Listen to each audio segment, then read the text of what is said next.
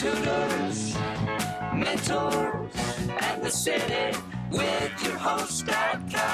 The City Tutors presents Tutors, mentors, and the city with your host.com. Good morning, good afternoon, good evening. My name is Kevin.com Brown, and welcome to Tutors, Mentors, and the City. And please join me in welcoming my guest, Miss Annie Hopkins. Yay! Annie, how Thanks are for having me. I'm really good. Great. I appreciate you joining me. Now, I look out your window, and it's beautiful out your window. It's beautiful where I'm at. So you're in New York. I am. I'm in Brooklyn. Oh, okay. I went to high school in Brooklyn, so I have a certain familiarity, a certain attachment to Brooklyn. Now, Annie, I don't know if you've watched any of our podcasts before, any of our episodes before, but I do know research, Annie. Okay, my theory is I want to get to know you and be able to ask questions that a viewer who might be unfamiliar with you is thinking at the same time.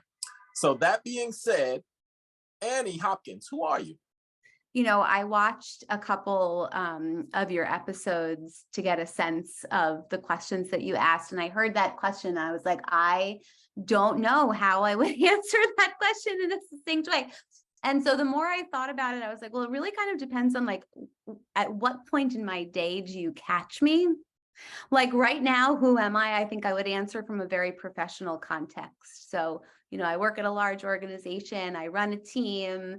I have to make decisions every day. I just got finished editing a document. So my head and my, body are firmly in this professional space. But if you caught me this morning at 7:30, I'd be like, well, I'm a mom and I have 3 kids and I have to get them out the door right now. So, maybe stop talking to me. So it really depends on like where my head is at, what the answer to that question would be.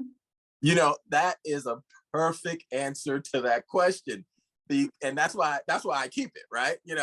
I've done almost 70 hour-long interviews, and I keep that question because out of context, it could be so difficult to answer.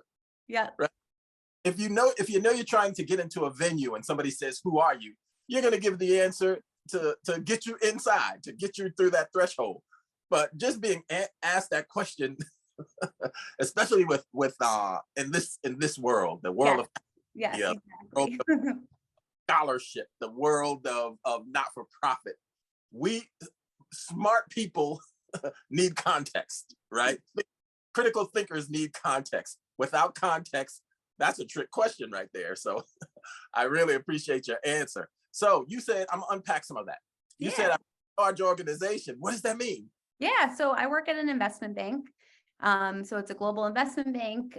There's 80,000 people who work for it. In the US, it's a lot smaller. It's under 10,000, but still a pretty big machine if you think about kind of in the grand scheme of things. Wow. Okay. So at first glance, that wouldn't be what I would think you're doing, right? How come?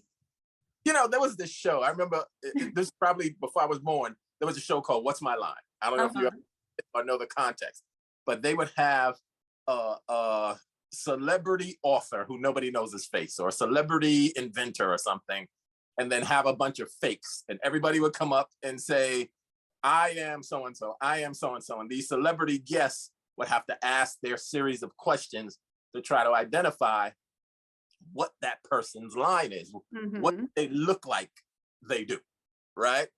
So you have a very youthful, first of all, like you already said, you have kids. And I'm like, I find that hard to believe already. If I was the bouncer at the club, I'm going to ID you. I'm going to tell the bartender, ask that little girl for some ID before you give her a drink.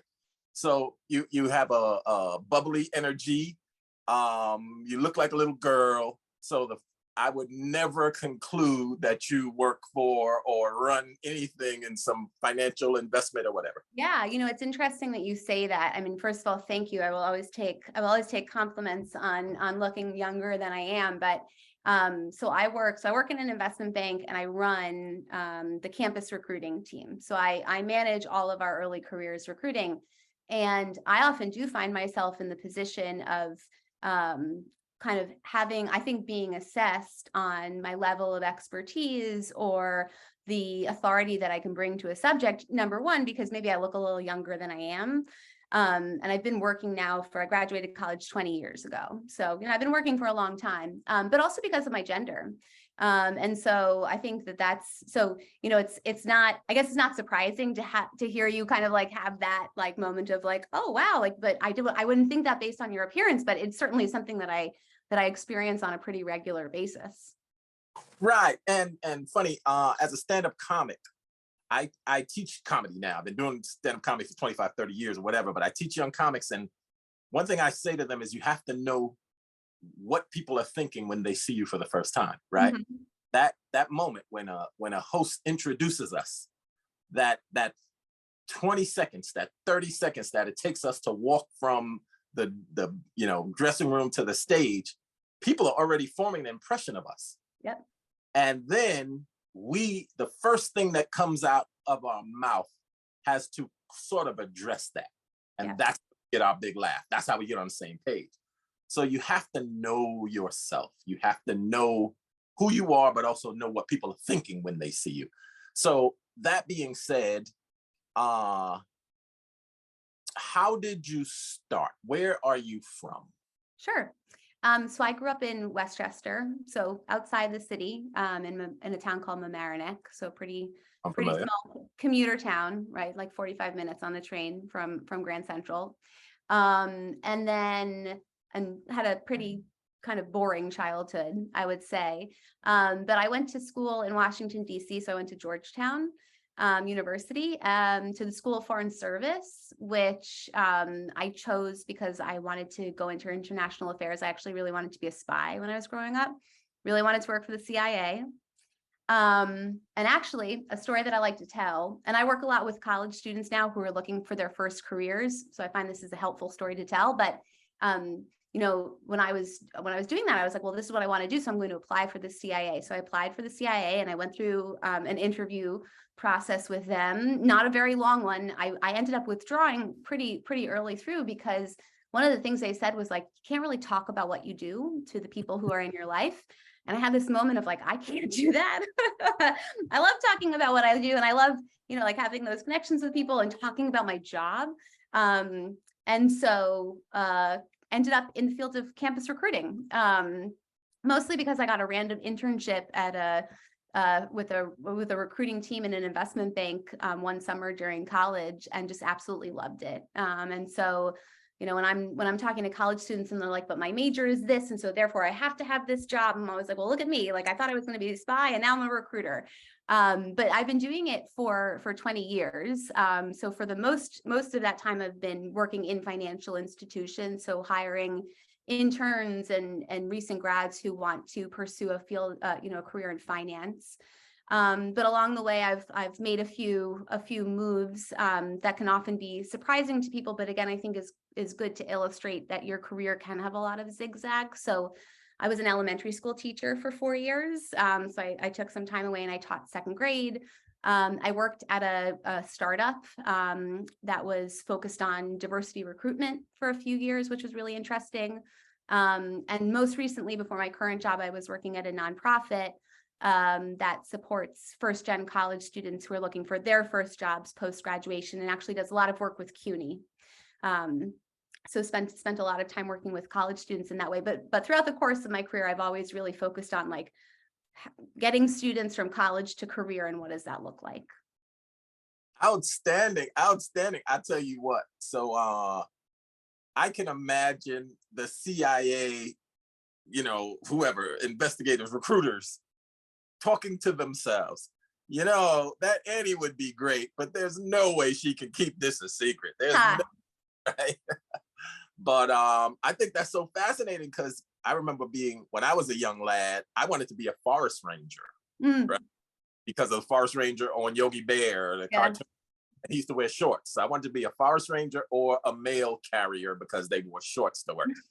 But yeah, that's a real cool story. And they might circle back to you, right? The CIA might circle back to you, thinking after 20 years that you can keep a secret now, and the nation needs you. You have to do this for your country, Annie. You have to. I mean, it's definitely my favorite genre of TV show to watch. So it's not a scenario that I would find far-fetched at this point. No, I wouldn't either. I wouldn't either, because and all the women, all the shows that you see, the binge watching movies that you watch on Netflix, it's always some woman who you would underestimate as being a danger, and she can murder you with a pencil that's laying on the table. It's incredible, but that's a great story. That's a great I wish I had that one. I wanted to be a spy when I was growing up. So Mamaroneck, Georgetown.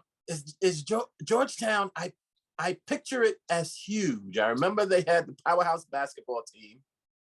They did. How huge is it? They did. It's not that big. I think there are probably about maybe like 2,000 people in my graduating class. So Really? yeah, so it's not that big, but it definitely has, I think, that reputation because of the basketball team and Patrick Ewing and like kind of like the story behind it. I met my husband at Georgetown, and one of the main reasons he decided to go to Georgetown was he is a huge he's a huge sports fan in general, but college basketball in particular, and he continues to be a huge Georgetown sports fan to this day. Absolutely. And your major there was what? Was foreign service. So I majored in foreign service. Yeah. Does foreign service mean, does it include language? Like you have to pick a language and speak one? I did. Yeah. So I have lost most of my language skills at this point, but I had to take Spanish and pass the proficiency exam. And then, like economics classes and poli-sci classes. And then I had a concentration in, it was called Science, Technology, and International Affairs. So it was kind of looking at like, health studies and how that could have an impact on international affairs. So I took some science classes and some math classes.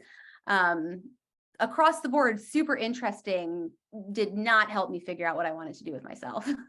So I think back on my college education, I'm like, yeah, that was really interesting. Right. And with that, a lot of our biggest demographic, City Tutors, for anybody that's new to the show, we are a not-for-profit startup. Our biggest demographic is the CUNY system, City University of New York, which annually has anywhere from 300,000 to 500,000 students, and is what we think is the engine that drives this city, right?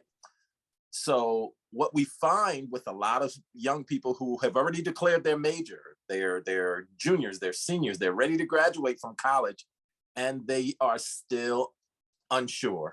They just got their bachelor's degree, still unsure. And we're finding out, my personal assessment, no, we didn't do any percentages, but it seems like it's more the norm, right? It seems like it's normal to get a degree and still not know, get a degree and still be unsure. Yeah.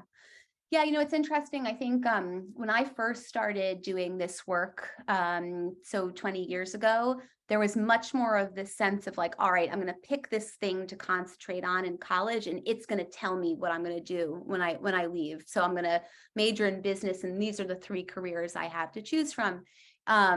And that has really shifted over the past, 15, 20 years. And so there's now kind of this idea that, well, you can really do anything that you want, which is great. I think the flip side to that, though, is that you do hit your senior year and you don't know what you want to do. And then you're reaching that graduation date and you're like, oh my God, like, what am I going to do? And it can lead to people making decisions that maybe feel a little rushed or hasty. And I'm sure pretty stressful as well. But I do think a lot of it is kind of related back to, you think that your major should still dictate your career. And when that doesn't feel right to you, you're not totally sure, okay, but then how do I figure out what I want to do? And so I think you're right. Like, that's certainly something that I've seen working with young people over the past, 15 years or so. Yes. So you get your bachelor's of what? What is that? A BA, BS? What kind of bachelor's? Oh, it was a bachelor's of science. Okay, Yeah. you get a BS degree from Georgetown University. Very impressive. What do you do there? Thank you. Yeah, so then I went into recruitment. So I got a job at the company that I'd interned with over the course of the summer. I did that for 3 years. So I was a very junior employee. So I was doing a lot of photocopying of resumes, and like scheduling interviews. And I did that for about 3 years. And I really kind of got to probably about 2.5 years in. And I'd been doing it for a long time because I'd interned at this company all through college. And then I've been doing it for 2.5 years. And I was kind of at that point where I think a lot of people are now when they've graduated from college and they do something for 2 years and like, well, what else is out there for me? And I'd always thought about, education could be something interesting. My mom was a teacher. My grandmother was a teacher. And I just kind of was like, you know what, I'm just going to go back to graduate school and get my master's and learn how to be a teacher. It was a huge decision for me because it was such a pivot from what I was currently doing, but I really wanted something very different. And I also really wanted to do something that felt a little bit more focused in like the public space and thinking about a way to, I don't know if give back is the right word, but be a little bit less corporate. And teaching felt like a good way to try and do that. And so I went to Teachers College at Columbia and I got my master's in early childhood education. Really? Yeah. Okay. Now I'm currently a master's candidate at City College, and CUNY does not offer, well, it doesn't offer the master's that I'm looking for. So I'm taking a sort of pivot of it called Study of the Americas, but I have not found the PhD program that I'm looking for. And now that being said, I hate the concept of paying for my education. Yeah.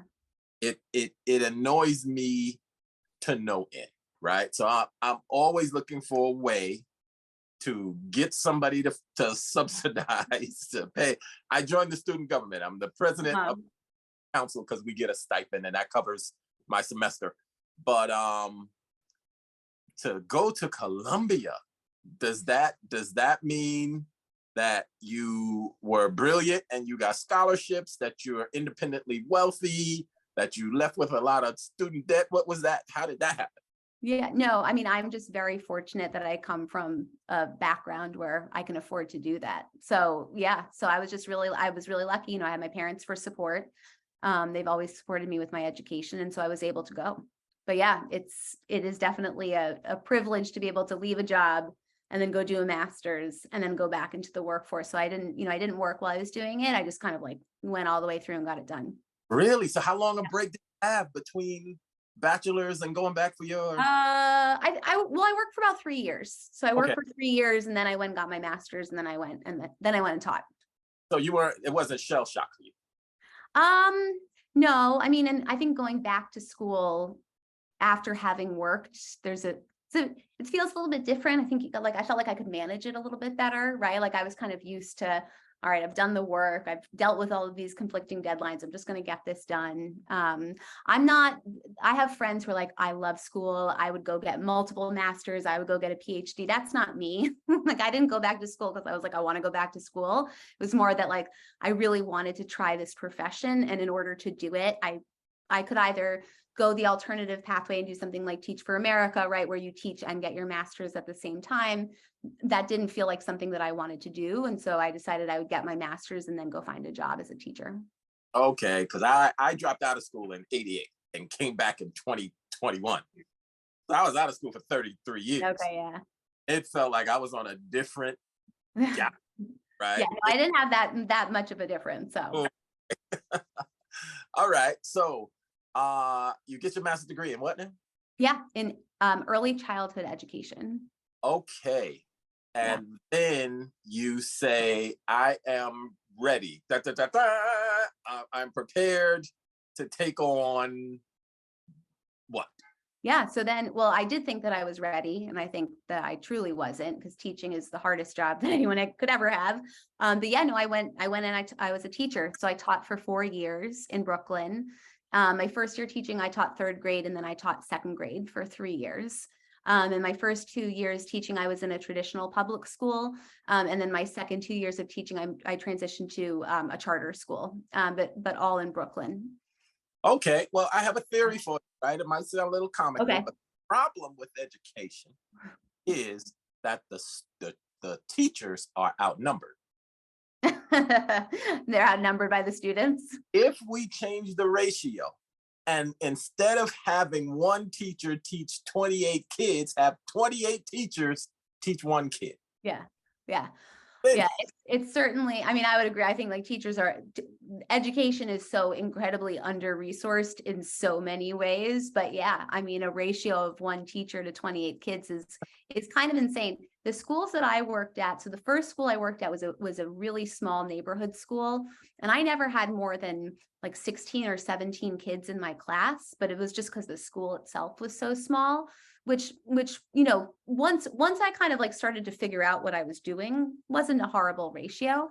But yeah, there are teachers who've got, you know, 28 kindergartners in their classroom. And, you know, I've now, I have 3 daughters. So I've seen kind of 3 kindergartners go through my house, and just kind of like, that's crazy. But yeah, it's certainly, I mean, education is horribly underfunded in this country. yes, yes. So you taught for how long before I you taught for 4 years. Yeah. and pivoted into Yeah, I left. So I left the classroom. So I said, you know, I have 3 daughters. I have twins who are 11, and then I have a 9-year-old. And when my twins were born, I had to kind of decide, because I wanted to go back to work, and that was always my plan. But when I assessed kind of the schedule that I had as a teacher, and like how I would need to balance kind of caring for my family and my husband's working schedule, going back to the classroom just wasn't the right choice. And it was a tough one because I really did love teaching. But I decided, you know, when my girls were born, that it made more sense for me to go to a job where I could have some more flexibility. It's hard to be flexible when you're a teacher. You know, you've got to be in the classroom. You can't just be like, oh, I'm going to be 30 minutes late because, you know, my kid had an accident and now I need to clean them up. And there's a lot of teachers out there who are parents, and they manage that. And it just wasn't something that I really thought that I had the capacity to do. now. When you make these level-headed decisions, right? You like, it's one thing to know what you can do, but it sounds like you also knew what you can't do, and that's a powerful thing. Where did that come? Yeah, well, I think, you know, when it came to making the choice to leave education, the other, you know, big benefit I had was that I had done something before I was a teacher. So I kind of like, I had this skill set of being a recruiter, which I knew I could go back to. And I knew what life was like outside the classroom. I wonder if I had started teaching right away after college, and then I had decided to make a pivot, if I would have felt so confident doing it. But I kind of was like, all right, I know that there are other jobs that I can do, and I know what that looks like. And it was a lot easier for me to say, I can see how this would fit my life better. So I think in that case, I was able to make the decision because I had the benefit of a lot of hindsight. Yes, yes. Okay, so how, I'm sure not just young people getting ready to graduate, I'm sure everybody would want to know. Yeah. What advice would you have for, I would say, my whole grad school class? We're trying to get our master's degrees and and we have families and we work. Yeah. How balance? What did you know that so many people don't know that allowed you to balance those journeys, your education, your family, and your career? I mean, I don't even know if there is like a balance. I mean, I think if you had asked me at the time, I would have probably been like, I'm pulling out my hair. This is crazy. How am I managing all of this? And for a lot of time, I think I've only just now in the past couple of years been comfortable saying, like, I actually don't have things figured out. It's just, I've kind of figured out what works for me, like right now, like because at any given moment, I could be doing, I mean, and people have, this isn't like my original thought, but I think it explains it so well. Like I could be doing an amazing job as a mother and just being horrible at work, or like doing a mediocre job at both, right? Or like, you know, some days I'll come home and my kids will be like, Mom, like, why didn't you do X, Y, and Z? And I'll be like, man, like I'm really failing as a parent. So I think it's just probably just like the reminder that, you know, you don't have to figure out a way to like balance it all. It's just more of like in that moment, like what do you feel comfortable making your priority? I would say, I think. I mean, I've seen like enough people come through the career search process, and these are young people right out of college, but enough where like I can quite confidently say that the first job you have after you graduate doesn't need to dictate the rest of your life. Like you can do one thing and then pivot and go and do something else. And sometimes there's fear of like, oh no, I'm going to choose the wrong thing, and that's going to really screw me in the long run. I think though the caveat there is that for a lot of students, particularly those that are coming from maybe like low income backgrounds, or they're the first kid in their family to graduate college, the salary that you make when you first come out of college is actually incredibly important. And so it's this balance of both, like, yeah, you should do something that you want to do, but you should also be really thoughtful about like how much money you're going to make, because the difference in salary, this is data driven, and I can't remember where the data comes from, but a $5,000 difference in your starting salary can have exponential ramifications down the line. And so it's this balance of thinking about like, what do I want to do? Not getting too stressed out about making the wrong decision, but also being really pragmatic about like how much money do I need to support myself, and like being really thoughtful about like what your salary should be. I have to unpack that because Yeah. I never heard that before. Yeah. So it's incredible. You gotta explain. Tell me more. How does that work? Yeah. I don't know the science behind it, right? It's a theory, But right? well, let's say, and I think this is, this is interesting, because I often think about all of the choices that I made in my career. And one of the reasons why I did have the ability to make those choices and make those pivots was also because I never really had the fear of like financial insecurity hanging over my head. So I had a lot of freedom to make choices because, I could take a job with a lower salary because that wasn't going to really impact me so significantly in the future, because I have, a supportive family, and I have other like parts of like my finances to fall back on. But a lot of times when like career advice comes out, and it's like, follow your dreams, do whatever you want to do, you can make a pivot. It's like, well, sure, but if you're somebody who's coming from a background where you do have to be really thoughtful about like, I don't have family money to fall back on, I do have student debt, then being like really clear about like, what are the ramifications of me taking this job where, maybe I feel really passionate about working in the social sector, but I'm going to take this job and I'm only going to get paid X. And there's no future for me to get like significant increases in my salary. Then like 5 years down the line, if you want to go get another job, you've now had this job for a few years that's like low paying, right? And so how do you then transition into a job where you can see significant increases in that wealth? What's interesting is the nuance you're referring to. I have a nephew. He's 22 years old, basketball player. He's in college now, and he's very hireable in the sense of, if he goes to Rite Aid, they'll hire him. He'll be a manager in a couple of months. Starbucks, hire him. CVS Pharmacy, hire him. But he'll work the job for a week or two, and then he'll say, yeah, Unc, I got to get out of here. I don't want to be doing this for the rest of my life. And I'm like, dude, you worked there for 2 weeks. You're 22 years old. What are you talking about the rest of your life? But in his mind, he has a sense of urgency. Yeah. That I gotta get out of here. And I'm like, I don't even know where that comes from. Yeah. In mind. Yeah. It's definitely a balance of like figuring out what you want to do, trying new things, and then also thinking about the practical side of it. So you drop some wonderful jewels in the statement, in the explanation of that $5,000 gap. That was very. I gotta find that out. Hopefully, I'm not saying the wrong number, but I'll find it and then I'll send it to you. No, but for the sake of this, I'm not a scientist. I'm not Dr. Phil. I'm not gonna. But for this interview, that's accurate science. Okay. Yes, great. But in theory, so I appreciate the theory that a young person who's looking can glean, a direction, a pathway. Yeah. So with that,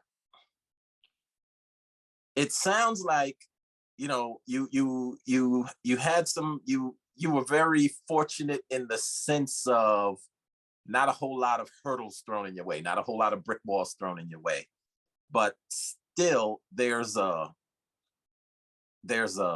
burden of, to those much is given, much is expected type thing, right?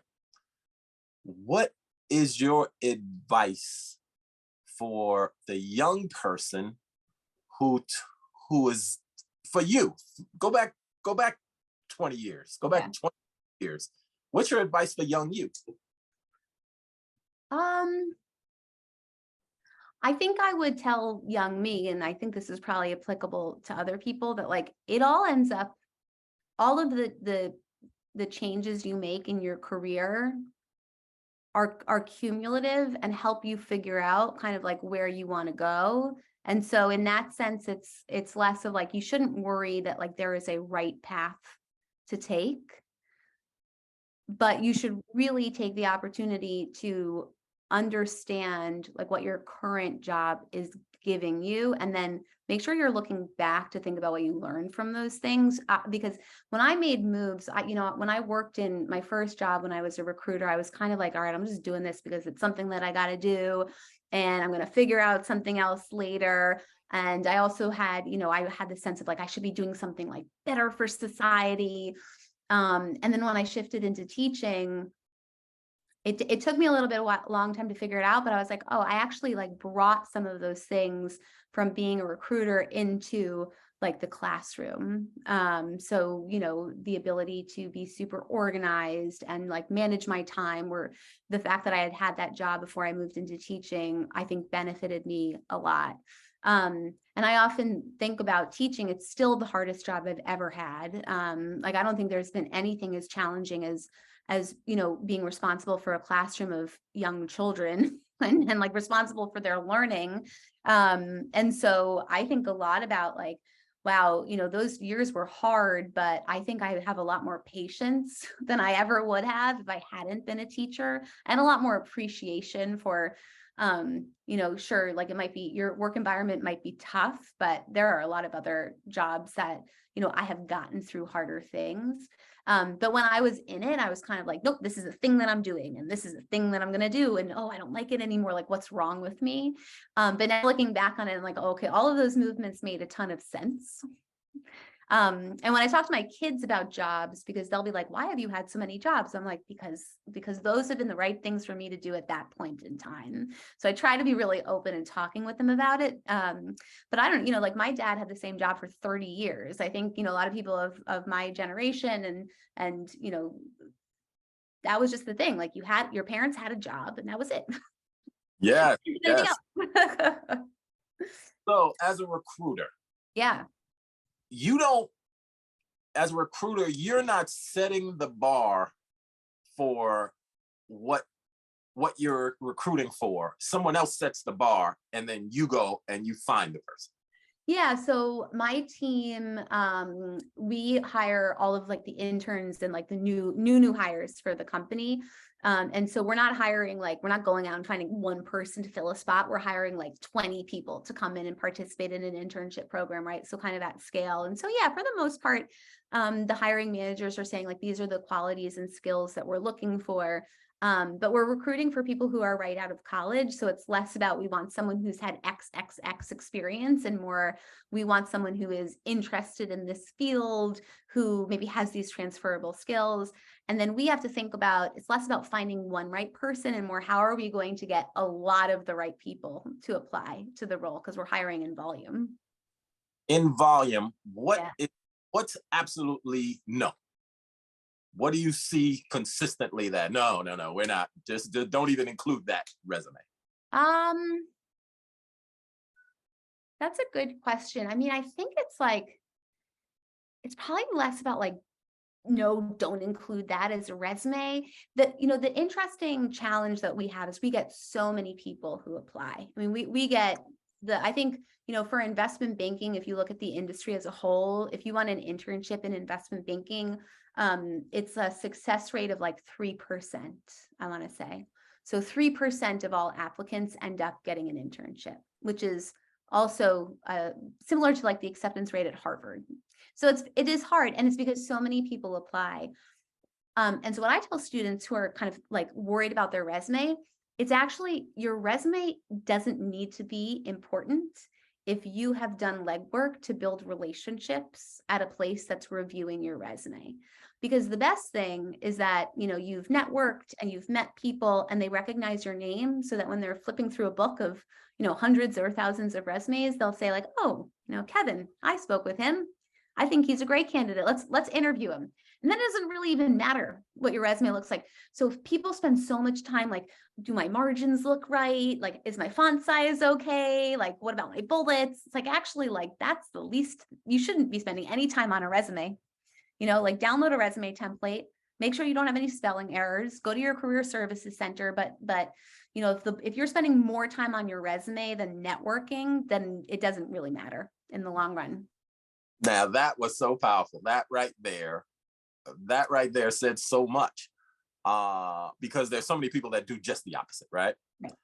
So now you have the resume, you did some networking. Now there's 25 people in the room for a group of 20.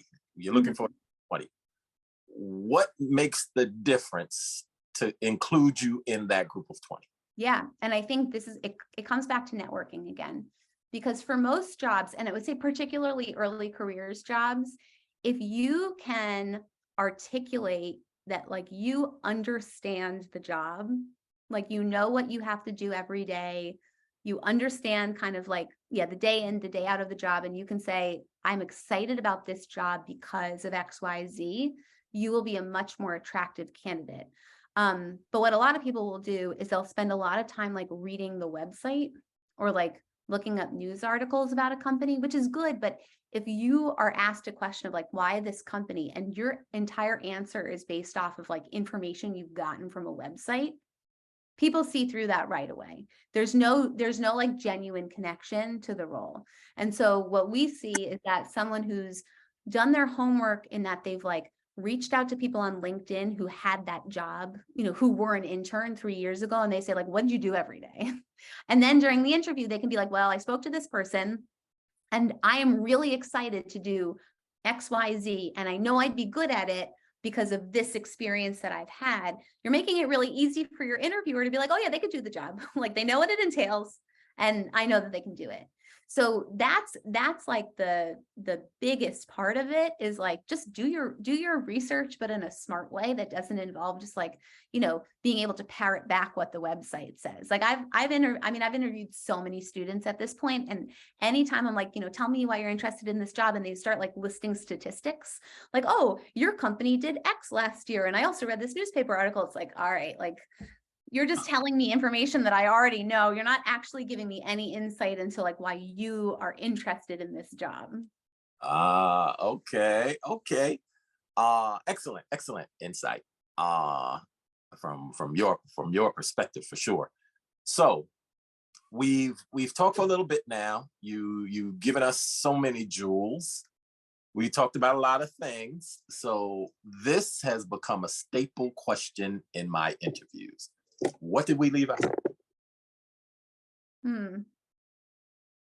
I mean, I'm always curious to know like why I was selected. That's what I was kind of thinking. So what did we leave out? Like, I would have that question, like, you know, was there something that, you know, you wanted me to talk about? You know, when it comes to careers, like I could talk about like careers and the career search and like the transition from like school to career for hours and hours and hours. But do you think that there's something in particular that like the people who are watching this would be curious to know, or would be beneficial for them to know? Well, you hit quite a few of the topics, but my vision for this podcast is, it comes from my disdain for celebrities, first of all, right? I something happened after the pandemic in the world and was under assault by this unknown, you know, assailant, this germ, this thing that was killing so many people. And I feel like we celebrate the wrong people, right? We celebrate the people that run fast and jump high and whatever. but there's people on the front lines every day who are part of grooming our kids, for example, right? Preparing our kids, preparing our future so that we stand a chance, because a lot of our kids are bright and a lot of our kids are brilliant, but there's certain skill sets that they just lack, right? So I love making my contribution by speaking to people like you and find out if there was a secret sauce, right? There are certain things that I know how to do, particularly when I go on an audition. There's 500 guys that look just like me auditioning for this one role. And somehow I've done over 100 episodes of television. Somehow I've done 40 movies. So I've practiced this 140 times and I've been successful, where all those guys are still figuring it out. I know something they don't know. So that's what I'm always looking for, that thing that successful people know that their competition didn't know. Do you have a thing? Like, yeah, I knew they were going to do it this way. Like you gave us quite a bit. So when I say, what did we leave out? That could be it. Yeah. Yeah. It could be, somebody said to me, you didn't ask me whether I was a runner. I'm getting ready to go run a marathon. So that was, right? So I never know. Like you might get off the call and say, you know what? I wish I had brought this up. So I'm giving. Yeah. So I think what I would say is that so there's so many people who succeed in the career search process because they feel entitled to ask for people's time and energy. And then there's a lot of people who don't feel comfortable saying like, hey, can you talk to me for 15 minutes and tell me about what you do every day? Or, hey, I'm going to have an interview with a job that looks very similar to yours. Could you give me a little bit of advice? And so if you're someone who is kind of like, oh, well, why do they want to give me that time? You're really missing out on a lot of support that many people are taking advantage of. And I think it's, and when you are someone who is not in the majority, so like if you are a woman applying for like financial services, if you are a person of color, if you are, someone who goes to a school that maybe you think doesn't pass muster, right?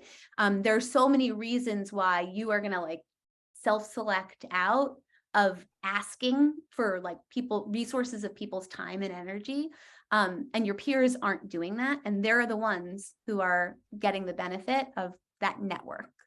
And so I would just say that for most professionals, they are more than happy to talk to students and answer questions. It's not an imposition. And in fact, everyone likes talking about themselves. So it's actually quite flattering to be asked the question. And if somebody doesn't want to talk to you, they just won't talk to you. It's not like they're going to get mad at you or like, call you out for it, or you'll get negatively impacted in some way. They just won't reply to your phone call or your email or your message on LinkedIn or what have you. So there's really like zero downside to doing it. But I think that's I would say that's something that, I really like to tell students, like, don't count yourself out, but you got to do something uncomfortable. And you have to take advantage of those opportunities. Okay. That's outstanding. That's outstanding. Yeah.